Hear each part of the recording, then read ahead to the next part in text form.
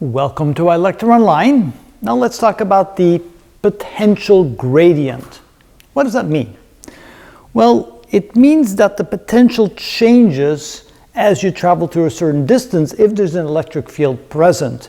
If there's no electric field present, then the potential does not change. So the rate of change is maybe not a good way of saying it, but the amount of the change per unit distance depends upon the strength of the electric field, and of course on the direction of the electric field, because the direction can be in the x, the y, the z direction, or there can be components of the electric field in that direction. So we're going to simplify it by just showing some capacitor plates. The left side is positively charged, the right side is negatively charged, and notice an electric field between them, and let's define dl as going from left to right. Then of course on the left side you'll have a higher potential or higher voltage, on the right side you have a lower potential or lower voltage.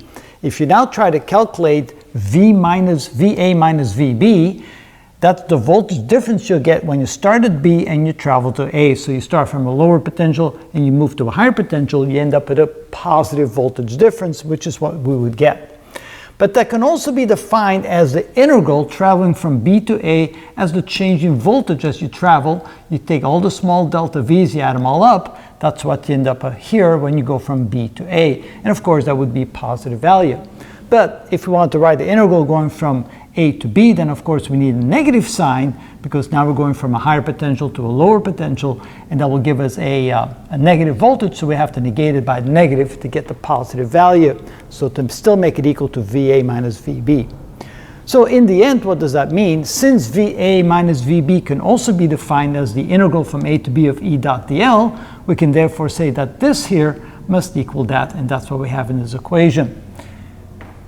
So now we're going to try to come up with the gradient. So what we're going to do here is say that if the integral of this equals to the integral of that, we can take the integrands out and simply say that minus dv must therefore equal E dot dl.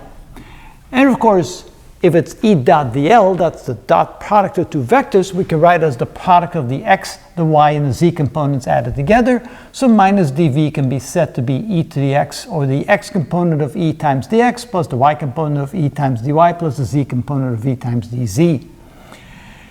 And then we can say, well, we can isolate e by simply taking everything and dividing it by dx, dy, dz, but of course we cannot do all three at the same time, so we need to take the partial derivative. So then we can say that e in the x direction can then be written as the negative v divided by delta x, but of course we need to do the partial derivative because we have the three directions to contend with.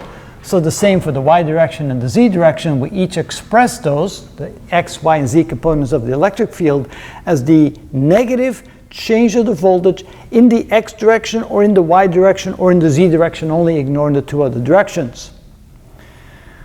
Well, if we then turn this into a vector, the vector would be the sum of e sub x, e sub y, e sub z, so it'll be the sum of these. Of course, we also need the directional unit vectors attached to that, so now we have written it into a vector format.